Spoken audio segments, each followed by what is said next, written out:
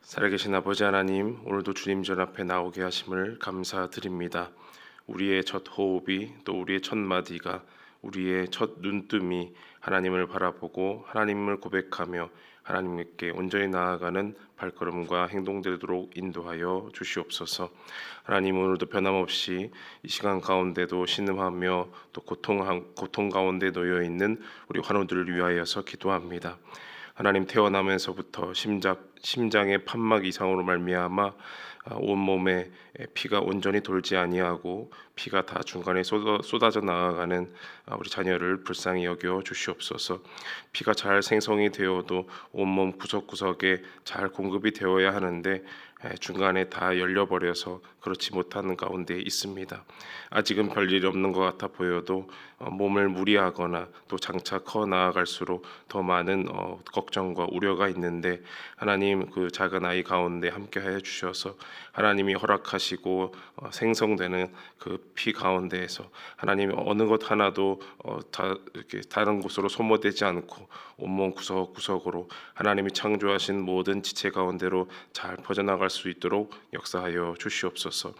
당장 수술을 하고 싶으나 몸이 더 장성해야만 가능하다고 합니다. 하나님, 불쌍히 여겨주시고 하나님, 나중에 커서 필요하다면 수술도 잘 받게 하여 주시고 다른 친구들과 같이 열심히 뛰어놀고 살 수 있도록 주님 앞에서 잘 자라날 수 있도록 긍휼을 베풀어 주시옵소서. 하나님, 벼랑간에 찾아온 췌장암의 위기로 1, 2차 항암을 거치고 하나님 앞에 기도하며 나아가는 우리 어린 자매의 마음을 주님 만져 주시옵소서. 췌장암은 침묵의 그 병이기에 발견될 때는 참 늦은 경우가 많습니다. 전이도 되고 또 장수 환부도 쉽지 않아서 정말 기도밖에 없는 그런 심정 가운데 있습니다. 신약의 임상을 의뢰하지만 그마저도 여의치 않아서 가만히 있을 수는 없으니 열심히 항암하며 기도하며 또 중보 기도하며 가운데 나아가고 있습니다. 언제까지 항암을 해야 할지, 또 언제 차도가 있을지, 앞으로의 결과가 어떠할지 우리는 미처 알지 못하나 하나님께서는 아시고 더 놀라운 계획을 준비하시고 하나님께서 충분히 낫게 하시고 그보다 더 큰 능력과 역사가 있을 줄 믿고 나아갑니다. 하나님, 포기하지 아니하고 절망하지 아니하고 하루하루 하나님 앞에 나아가며 기도하는 우리 가족들과 또 환호될 수 있도록 인도하여 주시옵소서. 하나님, 우리가 잊지 않고 기도할 때에 하나님 놀라운 능력과 놀라운 위로가 있게 하여 주시고 더욱더 하나님의 크신 사랑과 은혜를 체험할 수 있도록 주님 긍휼을 베풀어 주시옵소서. 하나님, 또한 긍휼이 필요한 우리 교회를 위하여 기도합니다. 하나님, 우리가 한 걸음 한 걸음 나아갈 때 예배를 드릴 때마다 이 교회를 사모하고 하나님 앞에 온전한 교회로 세워지기를 간절히 바라며 또 우리의 새로운 예배 처소를 위하여서 오늘도 기도하오니 하나님이 예배해 두신 곳에, 하나님이 원하시는 곳에서 하나님이 원하시고 기뻐하시는 귀한 예배 공동체 다시 세워질 수 있도록 역사하여 주시옵소서. 여러 걱정과 또 근심과 또 내가 같이 갈 수 있을까, 거기서 예배할 수 있을까, 어디로 가야 할까, 많은 고민들이 있을 줄로 압니다. 그러나 하나님 앞에서 그 모든 고민들 다 내려놓고 주님께 맡기게 하여 주옵소서. 십자가 위에서 우리를 긍휼히 바라보시는 그 주님 따라서 온전히 나아가게 하여 주시고 우리의 모든 형편과 우리의 모든 사정보다도 하나님 앞에 온전히 나아가는 그 믿음 간직하게 하여 주시옵소서. 하나님, 오늘 우리에게도 귀한 말씀 내려주시고 그 말씀 가운데에서 하나님 깨달음 얻게 하여 주시고 하나님의 그 길을 온전히 걸어갈 수 있도록 우리와 함께 동행하여 주옵소서. 모든 걸 주님께 맡기옵고 예수님의 이름으로 기도하옵나이다. 아멘. 하나님 말씀 보겠습니다. 구약성경 아모스 5장 1절에서 17절, 아모스 5장 1절에서 17절 말씀 우리 교독하시고 17절은 함께 읽겠습니다. 제가 먼저 봅니다. 이스라엘 족속아, 내가 너희에게 대하여 애가로 지은 이 말을 들으라. 전혀 이스라엘이 엎드려졌음이여 다시 일어나지 못하리로다. 자기 땅에 던지움이여 일으킬 자 없으리로다. 주 여호와께서 이와 같이 말씀하시되 이스라엘 중에서 1000명이 행군에 나가던 성읍에는 100명만 남고 100명이 행군에 나가던 성읍에는 10명만 남으리라 하셨느니라. 여호와께서 이스라엘 족속에게 이와 같이 말씀하시기를 너희는 나를 찾으라 그리하면 살리라. 베델을 찾지 말며 길갈로 들어가지 말며 브엘세바로도 나아가지 말라. 길갈은 반드시 사로잡히겠고 베델은 비참하게 될 것임이라 하셨나니 너희는 여호와를 찾으라 그리하면 살리라. 그렇지 않으면 그가 불같이 요셉의 짐에 임하여 멸하시리니 베델에서 그 불들을 끌 자가 없으리라. 정의를 쓴 쑥으로 바꾸며 공의를 땅에 던지는 자들아, 묘성과 삼성을 만드시며 사망의 그늘을 아침으로 바꾸시고 낮을 어두운 밤으로 바꾸시며 바닷물을 불러 지면에 쏟으시는 이를 찾으라. 그의 이름은 여호와시니라. 그가 강한 자에게 갑자기 패망이 이르게 하신즉 그 패망이 산성에 미치느니라. 무리가 성문에서 책망하는 자를 미워하며 정직히 말하는 자를 싫어하는도다. 너희가 힘없는 자를 밟고 그에게서 미래 부당한 세를 거두었은즉 너희가 비록 다듬은 돌로 집을 건축하였으나 거기 거주하지 못할 것이요 아름다운 포도원을 가꾸었으나 그 포도주를 마시지 못하리라. 너희의 허물이 많고 죄악이 무거움을 내가 아노라. 너희는 의인을 학대하며 뇌물을 받고 성문에서 가난한 자를 억울하게 하는 자로다. 그러므로 이런 때에 지혜자가 잠잠하나니 이는 악한 때임이니라. 너희는 살려면 선을 구하고 악을 구하지 말지어다. 만군의 하나님 여호와께서 너희의 말과 같이 너희와 함께 하시리라. 너희는 악을 미워하고 선을 사랑하며 성문에서 정의를 세울지어다. 만군의 하나님 여호와께서 혹시 요셉의 남은 자를 불쌍히 여기시리라. 그러므로 주 만군의 하나님 여호와께서 이와 같이 말씀하시기를 사람이 모든 광장에서 울겠고 모든 거리에서 슬프도다 슬프도다 하겠으며 농부를 불러다가 애곡하게 하며 울음꾼을 불러다가 울게 할 것이며 다 함께 모든 포도원에서도 울리니 이는 내가 너희 가운데로 지나갈 것임이라. 여호와의 말씀이니라. 아멘. 네. 좀 긴 본문이었지만 같이 잘 읽어주셨습니다. 겨울이 되면은 여름하고 이제 바뀌는 것이 많이 있습니다. 이파리도 막 떨어지고요. 또 우리 교회 입구에 보면은 큰 나무가 있는 것 아시죠? 거기에 여름에 가을 되니까 노란 단풍잎이 아주 크게 정말 노란 아이스크림처럼 크게 맺혀 있는 것을 봤는데 또 어느새 찬바람 부니까 그게 다 떨어져서 앙상한 나무가 된 것을 보게 되었습니다. 여름에서 겨울로 바뀌면서 이렇게 바뀌어지는 것들이 참 많은데 또 눈에 보이지 않지만 바뀌는 것이 또 저도 이렇게 많이 느꼈어요. 바로 이 수분이 많이 없어지더라고요. 여름에는 그 습도가 많이 올라가고 좀 꿉꿉하기도 하고 그랬는데 겨울 되니까 건조하고 이렇게 또 목도 아프고 또 그런 것을 좀 보게 됩니다. 우리 눈에 보이지는 않지만 꼭 필요한 그것이 이제 수분이겠다 싶은데 오늘 말씀에도 보니까 잘 보이지 않는 것 같은, 다시 말하면 내 삶과 별로 상관없는 것 같은 부분이지만 꼭 필요한 부분이 없어서 오늘 이 말씀이 애가로 들린다라고 합니다. 하나님께서 이스라엘을 위해서 애가, 즉 장송곡을 지으셨다라고 해요.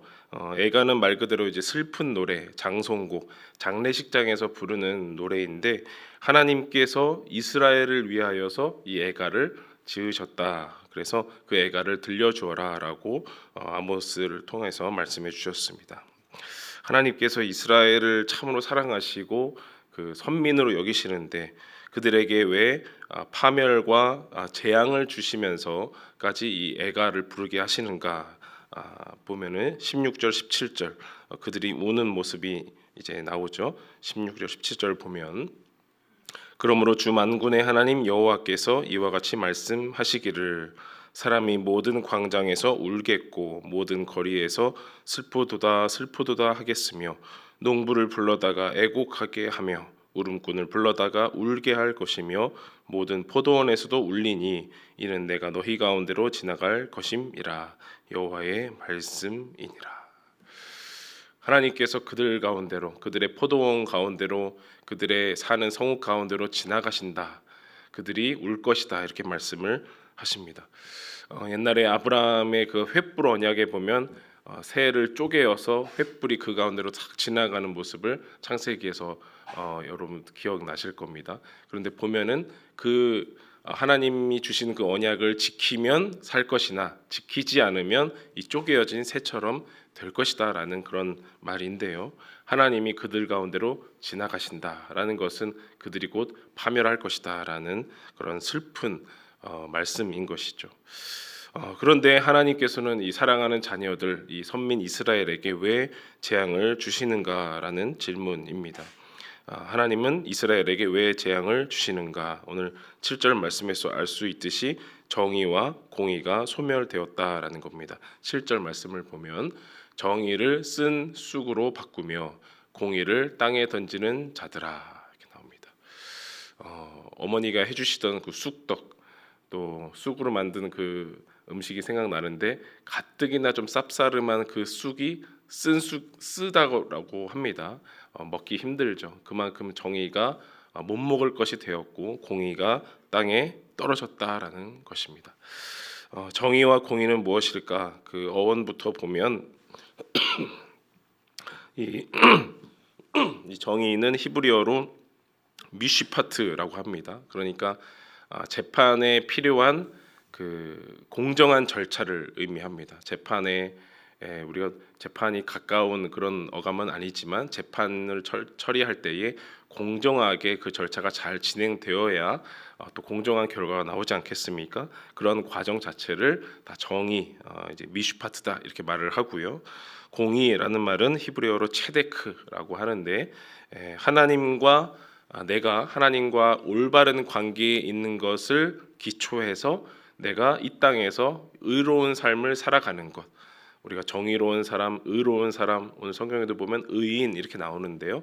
그것을 공의 또 체데크라고도 합니다.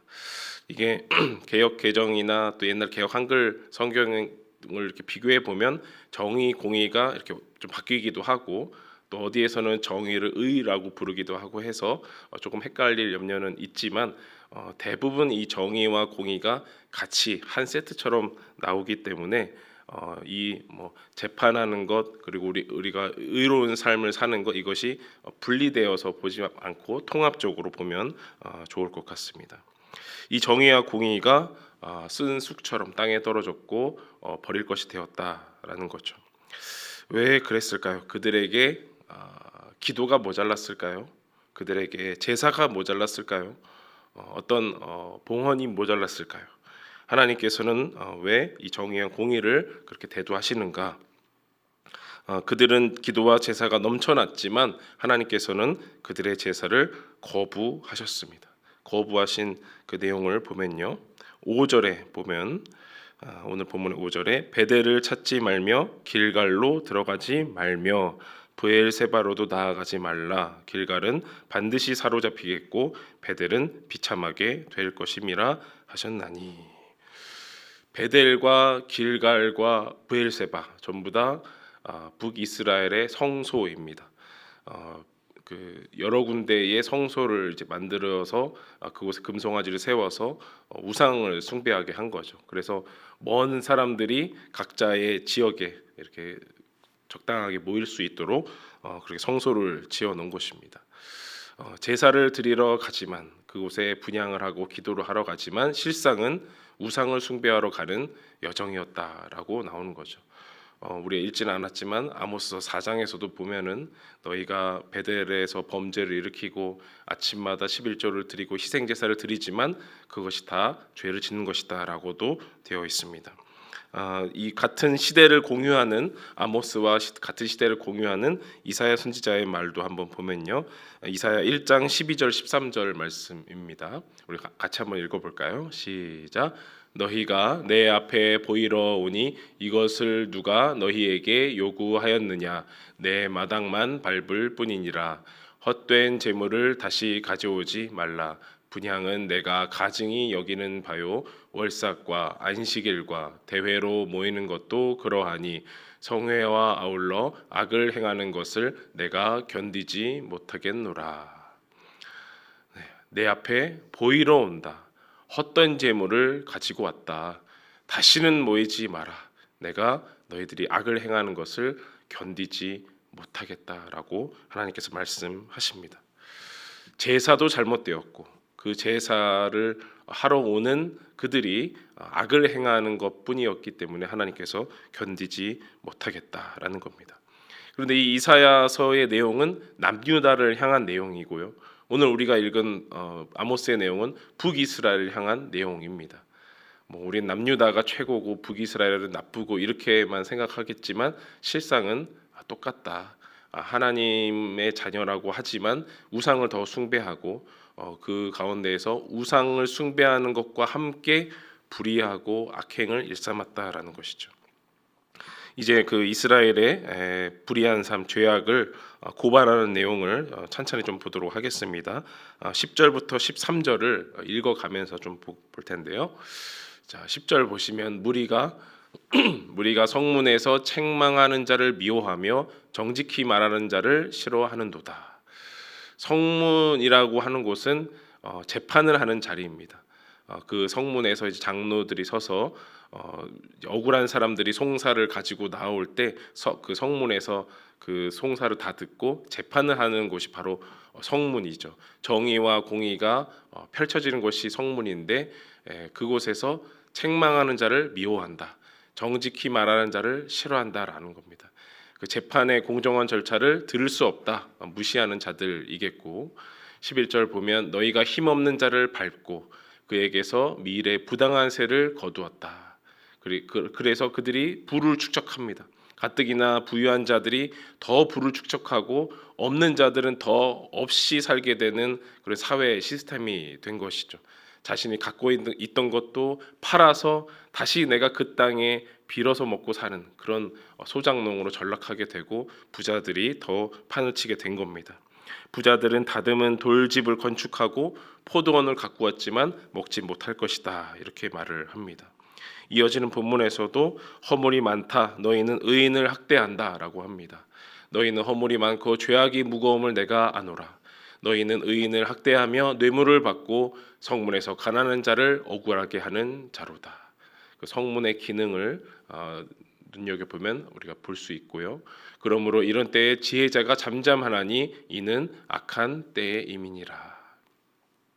성문에서 그 지혜를 가지고 있는 장로들이 올바른 선언을 해야 할 것인데 그들이 잠잠하였다라는 겁니다. 그 성문에 있는 장로들도 결국에는 이 부유층에 의해서 부자들에 의해서 그 자리가 위협을 받고 이 재판을 처리하는 자들이 장로가 아니고 부유한 자들이 되기 때문에 이 정의와 공의가 다 어그러지고 뒤집혔다라는 것이죠. 그 성문의 그 순기능이 사라지고 뇌물로 말미암아 억울한 자들이 많아지고 성문에 나왔지만 그 가난한 자들, 힘없는 자들이 그 억울한 송사를 해결하지 못하는 일들, 또 지혜자들이 잠잠한 일들, 이렇게 이스라엘의 죄악이 고발된 것입니다. 아무리 기도를 하여도 또 아무리 제사를 하여도 그것마저도 우상을 찾는 것이었고 그 제사를 드리고 난 이후에 그들의 삶도 하나님 앞에서는 불의한 삶이었다라는 것입니다. 과연 이들에게 희망이 있을까요? 그들이 그러면 앞으로의 삶은 재앙과 또 나라의 멸망만 남았을까요? 하나님께서는 그들에게 희망의 메시지를 하나 주셨습니다. 오늘 4절을 보면요, 여호와를 찾으라 말씀하십니다. 우리 다 함께 읽어볼까요? 시작. 여호와께서 이스라엘 족속에게 이와 같이 말씀하시기를 너희는 나를 찾으라 그리하면 살리라. 여기서 찾으라 그리고 살리라라는 말 모두 명령형으로 쓰였습니다. 너희는 나를 찾아라. 그래서 너희는 살아라. 이렇게 말씀하시는 거죠. 하나님을 찾아야 살 수가 있습니다. 반대로 하나님을 찾지 않으면 죽는 길이다라는 것이죠. 어제 우리가 생선 사진 이렇게 다시 보았는데 생명을 얻으려면 하나님을 찾아야 된다라는 말입니다. 그런데 이것을 딱 여기까지만 들으면 그러면 기도 많이 하면 되겠네. 내가 예배 한 번 더 드리면 되겠네. 조금 더 교회 많이 오면 되겠네. 이렇게 생각할 수 있지만 하나님은 그런 말 하고 계신 게 아니라는 거 계속 말씀드렸습니다. 그럼 여호와를 찾는 것, 그 사는 방법은 구체적으로 무엇인가? 14절 15절 말씀 우리 함께 또 읽어보겠습니다. 시작. 너희는 살려면 선을 구하고 악을 구하지 말지어다. 만군의 하나님 여호와께서 너희의 말과 같이 너희와 함께 하시리라. 너희는 악을 미워하고 선을 사랑하며 성문에서 정의를 세울지어다. 만군의 하나님 여호와께서 혹시 요셉의 남은 자를 불쌍히 여기시리라. 아멘. 하나님만 구하라. 이렇게만 우리가 듣고 나아가면 적당한 평안함을 가지고 나아갈 수 있을 겁니다. 그런데 하나님께서는 구체적으로 말씀하시기를 선을 구하고 악을 미워하여라. 성문에서 정의를 세워라. 여태까지 무너졌고 쓰디쓴 맛처럼 변해버린 너희의 삶을 바꾸어라 라는 것입니다. 그렇게 정의를 세워나가고 악을 미워하고 선을 구하고 사모하는 것이 하나님을 찾는 길이다라는 것입니다. 이제 이 뒷부분만 들으시는 분은 그러면 내가 밖에서 착한 삶만 살면 되겠네 이렇게 또 빠질 수가 있어요. 그런데 그 착한 삶, 의로운 삶을 어디서 우리가 배우겠습니까? 예배에서 배우고 기도하며 그 뜻을 깨닫고 말씀 속에서 그 뜻을 찾을 수 있지 않겠습니까? 그래서 우리가 소위 하나님을 찾는 이 영적인 삶, 교회 생활과 우리의 의로운 삶이 서로가 서로를 보완해주고 완성시켜준다 그러는 것입니다. 여호와를 찾으라, 선을 구하고 악을 미워하라, 성문에서 정의를 세우라. 이 아모스가 이스라엘에게 외치는 그 외침이 오늘 저와 여러분의 그 가슴 속에 그리고 교회 생활과 또 우리의 일상 생활을 함께 통합해 나아가는 그 과정 가운데에서 울림이 있고 또 그때그때마다 깨우침이 있고 또 그때그때마다 기도하며 불의를 보고 참지 않고 기도하며 하나님 앞에 항변해 나아가며 또 내 주의를 고쳐 나아가는 그런 믿음의 또 소중한 발걸음 되기를 간절히 원합니다. 기도하겠습니다. 살아계신 아버지 하나님, 부족한 우리가 하나님의 정의와 공의를 아뢰었습니다. 하나님, 우리의 삶도 참 부족한데 우리가 서 있을 그 성문은 어디입니까? 우리가 정의와 공의를 펼치고 그것에 관심을 가지고 그것을 간절히 구하고 하나님께 아뢰어야 하는 그런 우리의 사회는 어떤 면들이 있습니까? 하나님 우리에게 부디 지혜를 주셔서 잠잠하지 않고 그것을 말하게 하시고 관심 있게 하여 주시고 하나님께 토로하게 하여 주시옵소서.